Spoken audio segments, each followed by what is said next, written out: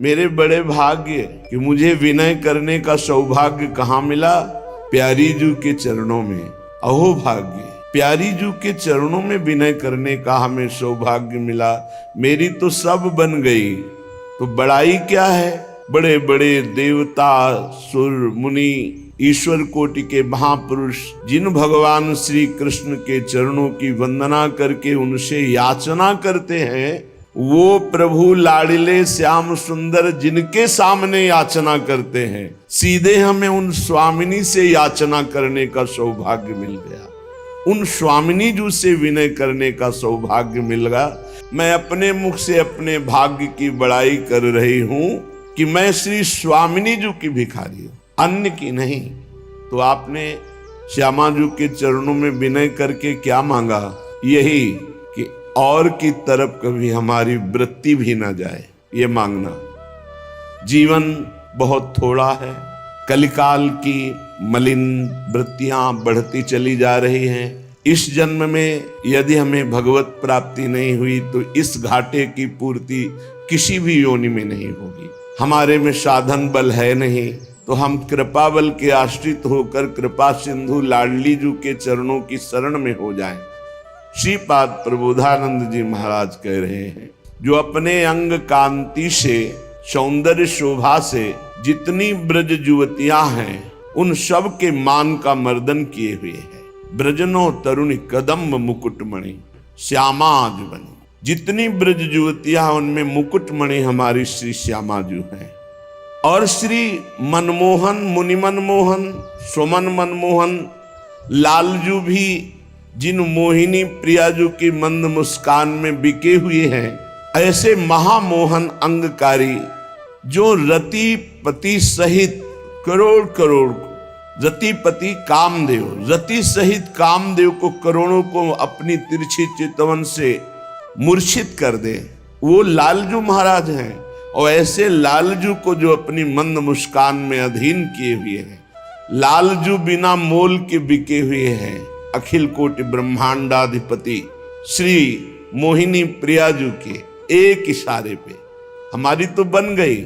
हम ऐसी श्री राधा किशोरी जू को अपने हृदय से स्वामिनी स्वीकार कर लिए, ये हमारी बन गई। क्योंकि अखिल कोटि ब्रह्मांडों का निर्णय करने वाले प्रभु हमारी प्यारी जू के अधीन हैं, और हम जैसे भी अपनी प्यारी जू के, हमारी बात बन गई। ऐसी श्री राधा किशोरी हमारे हृदय में स्फुरित हो, उनका दासत्व हमारे हृदय में स्फुरित हो। समस्त ऋतुएं हाथ जोड़े खड़ी रहती हैं। जिस समय वृंदा देवी की जरा सी इशारा वृत्ति मिली, वही ऋतु नौ निवृत्त निकुंज में अपना विस्तार कर देती। कभी शरद, कभी बसंत, कभी शिशिर, कभी हेमंत, कभी वर्षा। अद्भुत अद्भुत। एक और समस्त उज्ज्वलता को उज्ज्वलता देने की सामर्थ्य रखने वाला वृंदावन, जैसे प्रियाजू की रुचि हुई तो विविध ऋतुओं का विस्तार कर देती है, ऐसे ही जो प्रियाजू की शरण में हो गया उसके अंदर विविध सद्गुणों का विस्तार कर देती है वृंदावन भूमि। जो प्रियालाल को रिझाने वाले सद्गुण हैं वो वृंदावन प्रदान करता है, वृंदावन की रजरानी प्रदान करती है। उज्ज्वलतम महाप्रेममय। उद्देश्य और रुचि जब तक नहीं मिलती तब तक आनंद का अनुभव नहीं होता। माना कि आपने उद्देश्य बना लिया वृंदावन वास भगवत प्राप्ति के लिए, लेकिन रुचि आपके भोगों में है। रुचि भोगों में होने के कारण उद्देश्य की पूर्ति नहीं हो पा रही। उद्देश्य की पूर्ति न होने के कारण नित्य आनंद वर्धन जो वृंदावन के प्रभाव से होता है वो आपके हृदय में नहीं हो रहा। रुचि, लक्ष्य और रुचि एक होनी चाहिए। हमारा लक्ष्य है भगवत प्राप्ति, तो हमारी रुचि भी भगवत प्राप्ति में होनी चाहिए। भगवत प्राप्ति में रुचि कब मानी जाएगी? जब निरंतर नाम जप, अपराधों से बचकर, नामापराध से बचकर निरंतर नाम जप, वैष्णव अपराध से बचकर वैष्णव जनों का सेवन, धामापराध, सेवा अपराध, इनसे बच करके इनका सेवन करे तो रुचि बढ़ती चली जाएगी। और रुचि, जिसमें रुचि होती है उसी में मन आसक्त हो जाता है। अभी उल्टा है, एक बार केवल मन को थोड़ा मोड़ दो गुरु कृपा से, फिर तो हिया फिरे स्वार्थ आपने भजन गए फिरे बाह। यहां भजन पकड़ लेता है। बाहर साधक को प्रयास करके भजन करना पड़ता है, यहां भजन साधक को पकड़ लेता है। निरंतर स्मृति, निरंतर भगवत स्मृति यहां पकड़ लेती है। देखो, व्याकुलता बहुत कीमती वस्तु है। बड़े चैन से खा पी रहे हो, दिन कट रहे हैं, भला तुम्हारे अंदर ये रोना आ रहा है, एक जलन पैदा हो रही है, एक व्याकुलता पैदा हो रही कि दिन के दिन व्यतीत होते चले जा रहे हैं और मैं प्रिया प्रीतम को देख नहीं पा रहा हूं। ये व्याकुलता अत्यंत अनिवार्य है उपासक के अंदर। जैसे मुमुक्षुता ना हो तो चाहे वेदांत कंठस्थ कर लो, चाहे वेदांत दूसरे को सुना लो, पर आपको ब्रह्म बोध नहीं होगा। मुमुक्षुता, जितनी तीव्रतम मुमुक्षुता उतने ही शीघ्र ब्रह्म बोध। ऐसी जितनी व्याकुलता, जैसे भूरी सखी की हर पद में देखो रो रही, हर पद में व्याकुल हो रही। नाप के देखो अपने हृदय में थर्मामीटर डालो, व्याकुलता कहाँ है? भोगों की, धन की, मान की, जीने की, नाना प्रकार की विलासिता की, श्याम सुंदर प्रियाजू से मिलने के लिए व्याकुलता। भगवान व्याकुलता से मिलते हैं, चाह को, इतनी प्रबल चाह कि जिया न जाए, इसी को व्याकुलता कहते हैं। जब किसी को भगवत प्राप्ति की इच्छा प्रकट होती है, आवश्यकता प्रकट होती है, चाह प्रकट होती है, व्याकुलता प्रकट होती है, तो उसके हृदय में ना मिलने पर दुख होता है। भगवान के अंदर कोई चाह नहीं है। कई बार सत्संग में सुन चुके हैं, आपकी चाह ही भगवान के अंदर चाह बनती है आपसे मिलने की। आप जितना विकल होंगे उतने ही वो विकल हो जाएंगे आपसे मिलने के लिए। भगवान अमना है, आपका मन ही वहां जाकर भगवान का मन बनता है और भगवान के मन के अंदर आपसे मिलने की चाह पैदा, वो अमना है, वो अचाह है, वो पूर्ण काम है। भगवान का मिलना बहुत सुलभ है। भगवान किसी कर्म के फल से नहीं मिलते कि ये कर्म किया तो इसका फल हुआ भगवत प्राप्ति। भगवान चाह से मिलते हैं, व्याकुलता से मिलते हैं, रुदन से मिलते हैं।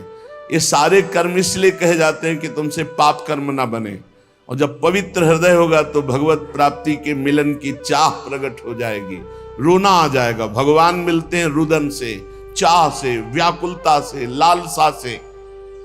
संसार के जितने भोग पदार्थ, अवस्था, स्थितियां, प्राणी, ये सब कर्म से मिलते हैं। जैसा आप कर्म करोगे वैसा पदार्थ मिलेगा, वैसे व्यक्ति का संयोग मिलेगा, वैसे ही सुविधा मिलेगी, वैसे ही असुविधा मिलेगी, वैसे ही आपको तिरस्कार, अपमान, जैसा कर्म करोगे। लेकिन भगवत प्राप्ति कर्म का फल नहीं है। धन की चाह, मन की चाह, मान की चाह, अधिकार की चाह, सब कर रहे हैं। मन की चाह ये मिल जाए, वो मिल जाए, मिल रहा है क्या? मिलेगा उन्हीं को जो वैसे सुकृत वाले कर्म किए हैं। रात दिन सब चाह में ही फंसे हुए हैं, परंतु सबकी चाह नहीं पूर्ति होती। संसार की चाह से निराश होकर भगवान की चाह मात्र करने से भगवान की प्राप्ति हो जाती है। भगवान के मिलने के लिए, चाहे वो चांडाल हो, चाहे स्त्री हो, चाहे पुरुष हो, विद्वान हो, मूर्ख हो, भगवान ये नहीं देखते कि ये कौन है। बहुत सुंदर बात है। और भगवान ये नहीं देखते कि आज के पीछे इसका इतिहास कैसा रहा है। घोर पापी, निकृष्ट स्वभाव वाला या बड़ा पुण्यात्मा, संयमी, ये भगवान नहीं देखते।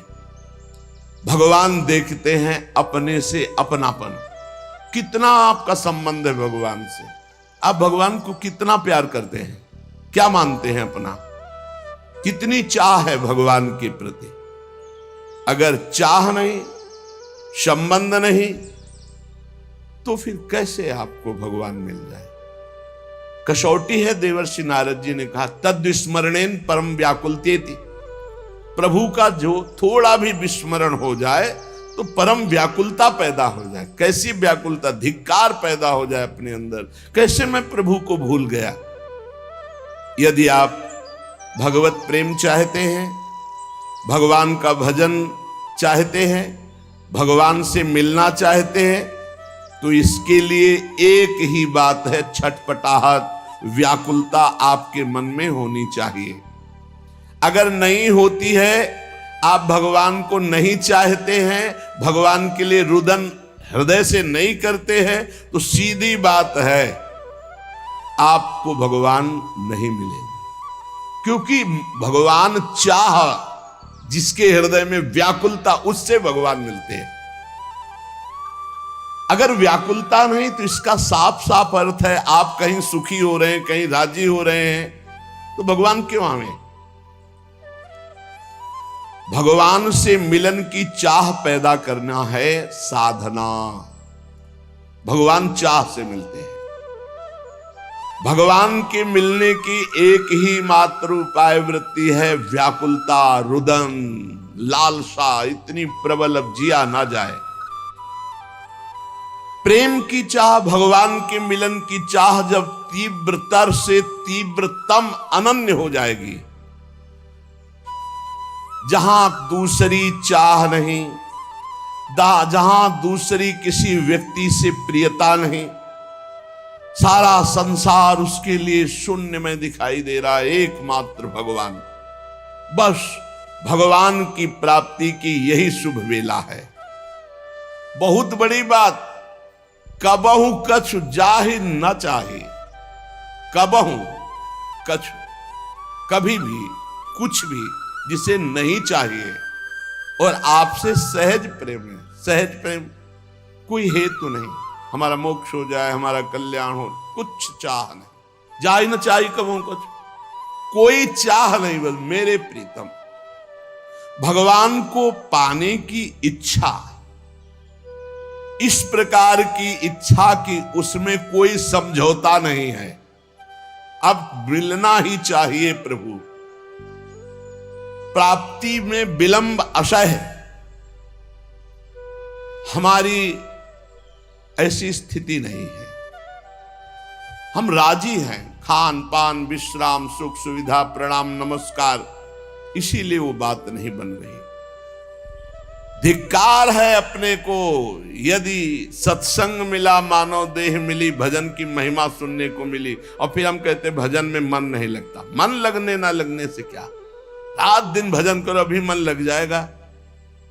जरा सी वृत्ति भजन से ऐसा लगा सूरदास जी को कि हट गई क्या, तो धिक्कार देने लगे। मौसम कौन कुटिल खल कामी, जिन मुको तन दियो ताको न भजन कियो ऐसो नोन हरामी। कौन सी ऐसी वस्तु प्रिय लगी, कौन सी ऐसी घटना प्रिय लगी जिससे भगवान का विस्मरण हो गया। नित्य कर्म का जो नियम दिया जाता है वो भजन में प्रवेश पाने के लिए, ये जो समय देखते रहते हैं कि अच्छा 2 घंटा भजन, अभी तो बस 2 घंटा हुआ है, बस खत्म, अब टीवी देखो खूब करो, 2 घंटा अपने नियम हो गए, चलो बाहर चलते हैं, अखबार देखते हैं, गप लड़ाते हैं। हम इन ऐसे लोगों की बातें नहीं कर रहे, भाई जी महाराज कह रहे हैं, हम उनकी बातें कर रहे हैं जो भगवान की प्राप्ति करना चाहते। जबरदस्ती हर समय लाख लोग, इसका कोई संख्या का मतलब नहीं। तो हमारा स्वभाव बन जाए कि रहा ना जाए बिना भजन के, हमारा जीवन भजन बन जाए। मत प्राणा उसे ही कहते, हर श्वास में भगवान का स्मरण। विलक्षणता उसी में आती जो निरंतर भजन परायण रहता है। भगवान का स्वभाव, भगवान की महिमा, भगवान का प्रभाव उस भक्त के हृदय में उतरने लगता है जो निरंतर भगवत चिंतन परायण रहता है।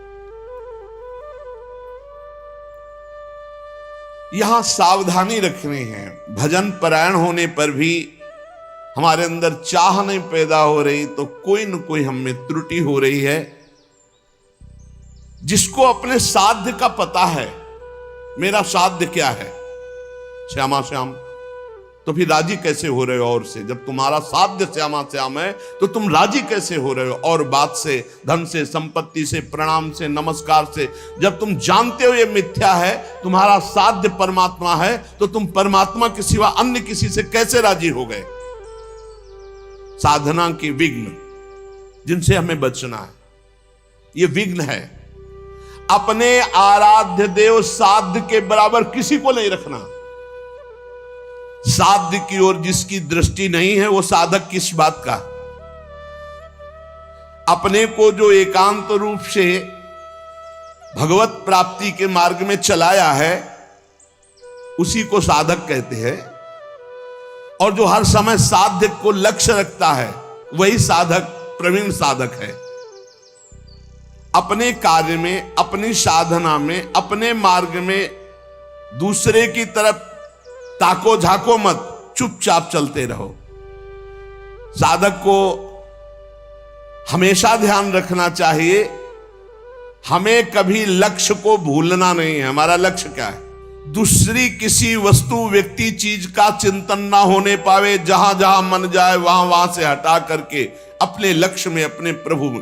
साधक धैर्यवान होना चाहिए, विश्वासी होना चाहिए, विचलित नहीं हो जाना चाहिए कि अरे बहुत प्रयास किया मन नहीं लगा। नहीं, हम प्रयास करते रहेंगे। साधक जब इस मार्ग में चलता है तो उसको प्रलोभन और भय, ये दो चीजें माया भेजती है, ध्यान रखना। जब इस मार्ग में भजन की जिद पकड़ लेता है तब उसके हृदय में पूर्व में जो भोग इच्छा रही है, बहुत ध्यान से सुनना, वो फ्री भोगने को एकांत में मिलने का संयोग माया बना देगी। आपका थोड़ा सा अच्छा भजन होने लगेगा तो आपके पास भेजे जाने लगेंगे लोग। ध्यान से सुनिए, ये भगवान की माया आपके भजन की एकांतिक वृत्ति को छीनने के लिए व्यवस्था भेज रही है। ये तुम्हारे भजन का फल नहीं है, भजन का विघ्न है। साधन की सिद्धावस्था है, सबके चरणों में वंदना करो, सब इष्ट रूप है, हम सबके दास हैं। मान देने वाले, पूजा करने वाले, फूल चढ़ाने वाले, प्रलोभन देने वाले, ये तुम्हें भ्रष्ट करने आए हैं, तुम्हें ऊंचे उठाने नहीं आए। ध्यान रखना, अगर इनसे बच गया तो आगे सिद्धियां आती हैं। सिद्धियां किनको आती हैं? जो इन सब से बच गया। अगर सिद्धियों से बच गया तो बड़े बड़े देवता हाथ जोड़कर खड़े हो जाते हैं और कहते हैं आपको जो सुख चाहिए, आप देवलोक चलो, अभी आपको भ्रमण कराते हैं, आप जो सुख चाहिए। जब मृत्यु लोक चाहो, मृत्यु लोक में कोई जान नहीं पाएगा। जब चाहो देवलोक, जब चाहो जिस लोक का भोग, क्योंकि भगवान को प्राप्त करना चाहे ना। एकनिष्ठ साधक ही जीत सकता है इन प्रलोभन और भय से। अपने गुरुदेव को आदर्श मानकर बस उनकी आज्ञा पर छुप करके, अपने आप को छुपाकर भजन करके भगवत साक्षात्कार कर ले। फिर भगवान जब करवाना चाहते हैं जगत मंगल, फिर वो सारी जिम्मेवारी उनकी होती है। हमारा मार्ग कैसा है ये हमें केवल गुरुदेव से देखना है और किसी व्यक्ति से सलाह नहीं लेनी। ये चतुरता उपासक की। एक भी पूरे जीवन में अपना नहीं होना चाहिए, पूरे जीवन में और पूरे विश्व में कोई पराया नहीं होना चाहिए। समझ लो, जो सबसे परे सबसे भरे उसका सेवक कितना प्रवीण होता है। जब भजन सही होने लगता है तो फिर इसके बाद एक नशा चढ़ता है, तो उपदेश देने का मन शुरू हो जाता है। उपदेश लोगों को दे करके, अपने को श्रेष्ठ समझ करके वो भजन से उतरने लगता है। भगवान की चर्चा करना बहुत अच्छा है, भाई जी महाराज कह रहे, सुनना अच्छा है, लेकिन इसके बाद का जो परिणाम है, प्रणाम, नमस्कार, वाह वाह, यश, कीर्ति, वो तुम्हें भ्रष्ट कर देगी यदि भगवत प्राप्ति नहीं हुई है। बहुत बुराइयों को अवकाश मिल जाता है प्रवचन करने वाले पर आक्रमण करने का। जब तक जीवन में सत्य उतर न जाए तब तक प्रवचन न करे। इसलिए प्राचीन काल की गुरु परंपरा थी कि गुरु उपदेश करते थे और गुरु लायक देखकर उपदेश करते थे। उसे साधन बता दिया, पूरा जीवन साधन में लगा, सिद्ध हो गया, अब वो उपदेश करे। ऐसा नहीं कि यहां प्रवचन सीख कर प्रवचन किए जाए। जो केवल प्रवचन तो कुछ नहीं रह जाता, रुपया पैसा मान प्रतिष्ठा ये सब, भगवत मार्ग का कुछ नहीं रह जाता पक्का। गुरु कृपा पात्र जो केवल कथयंति च माम नित्यम तुष्यंति च रमंति च, ये अलग मार्ग है। पहले भरपेट खूब खा ले, अर्थात भगवदानंद की अनुभूति कर ले, तब प्रवचन करे, नहीं कोई सफलता हाथ नहीं लगेगी। अर्थात जो उपदेश है वो पहले आचरण में आना चाहिए, वो हमारी परिपक्वता होनी चाहिए। धर्मराज युधिष्ठिर कभी मिथ्या नहीं बोलते। आपने सिखाया कोई मारे गुस्सा नहीं आना, तो अब पहले हमारे मार लगे हो, मुझे गुस्सा ना आवे तब मैं बोलूंगा। कोई मारे फिर भी गुस्सा नहीं आना चाहिए। तो हर रोज हम बड़ी महिमा की बात कह रहे हैं, वही सत्संग सुनाते हैं, घुमा के, चाहे शब्दों का अंतर हो, सत्संग वही होता है। क्योंकि नई बात आएगी कहां से? शास्त्रों में जो है वही तो सुनाएंगे, परमार्थ की बातें घुमा फिरा कर हजार हजार बार वही हम कहते हैं। कहने का तरीका भले अलग हो, लेकिन हजार हजार बार वही बात हम कहते हैं। आपने स्वीकार किया जगत मिथ्या है, भगवान सत्य है, स्वीकार किया आज तक? नहीं। स्वीकार किया सब में भगवान ही भगवान है? नहीं। स्वीकार किया कि एक मिनट भी भजन से बिलग नहीं होना? नहीं। और यही बातें तो घुमा घुमा के कही जाती है। तो क्या केवल सुन रहे हो, उसे गुण नहीं रहे, उसे जीवन में उतार नहीं रहे? उपदेशक में ये चार बातें अगर हैं तो उसका बाल बांका नहीं होगा। सिद्धांत का पूर्ण जानकार और सिद्धांत पूरे जीवन में उसके उतरा हुआ होना चाहिए। सिद्धांत का पूर्ण जानकार, भागवतिक सिद्धांतों का उपदेशक को, और जो जानकारी सिद्धांत के वो उसके जीवन में होनी चाहिए। अगर नहीं है तो उपदेश का अधिकार नहीं है। पूज्य भाई जी महाराज। दूसरी बात, एक भाई जी महाराज कह रहे, हमारे पास एक सन्यासी जी आए जो बड़े विद्वान थे। उन्होंने कहा बोलो किस विषय में बात करें? भाई जी ने कहा किस विषय में आप बात कर सकते हैं? बोले ईश्वर नहीं है, इसको सिद्ध कर सकता हूं, और इस बात का खंडन कर सकता हूं कि ईश्वर है।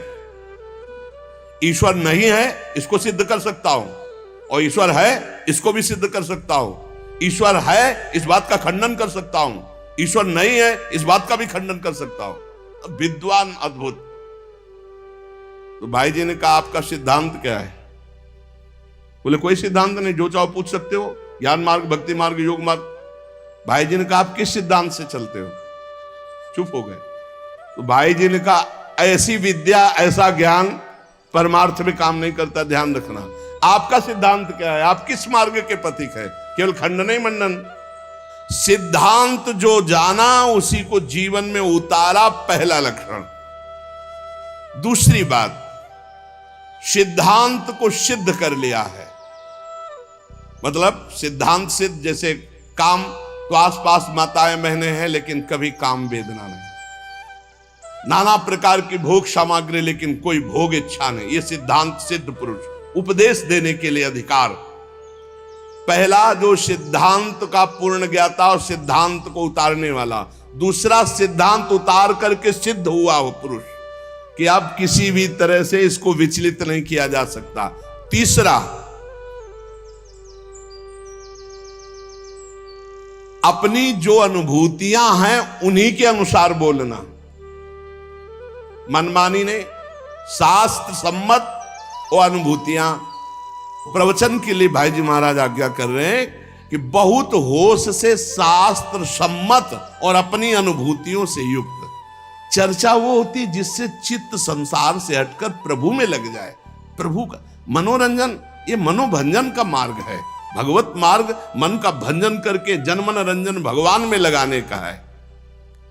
चौथी बात, महापुरुषों को उपदेश, शास्त्र के सिद्धांत, स्वयं मान त्यागी, धन त्यागी, स्वार्थ त्यागी, व्यभिचार त्यागी, तब वो उपदेश का अधिकारी होता है कि जगत मंगल करने के लिए उपदेश। मान त्यागी, धन त्यागी, स्वार्थ त्यागी, व्यभिचार त्यागी, सिद्धांत को जानने वाला, सिद्धांत को मानने वाला, सिद्धांत को सिद्ध किए हुए और महापुरुषों के वचन, शास्त्र के वचन, ऐसे उपदेश किए जाते। उपदेश देना पेशा नहीं होता, हम नहीं बोल रहे, उसमें लिखा हुआ है। आजकल उपदेश के प्रवाह बह रहे हैं, उपदेश की नदियां बह रही हैं। नदी कैसी? उपदेश ही उपदेश।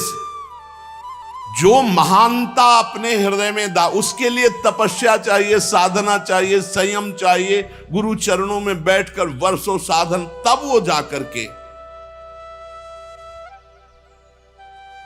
एक बार हम लोग ऋषिकेश में थे, भाई जी महाराज कहे, वहां झाड़ियों से एक महात्मा निकले।